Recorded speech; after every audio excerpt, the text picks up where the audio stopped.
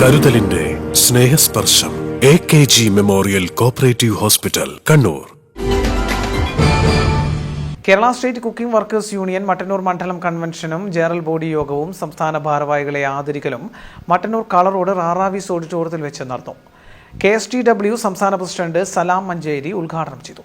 മറ്റൊരു തൊഴിലുകളെല്ലാം രാവിലെ നമുക്ക് ഏതാണ്ട് 8 മണിയോടുകൂടി തുടങ്ങി വൈകുന്നേരം 4 മണിയോടുകൂടി അവസാനിക്കുന്നുണ്ട്.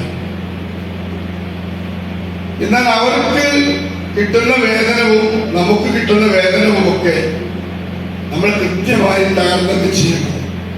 പൊതുസമൂഹത്തിനിടയിൽ പാചക തൊഴിലാളികൾ എന്ന് പറഞ്ഞാൽ ഒരു വലിയ സമ്പന്നരായിട്ടും അല്ലെങ്കിൽ വലിയ രീതിയിൽ വലിയ കൂലിക്ക് ജോലി ചെയ്യുന്ന ആളുകളാണ്.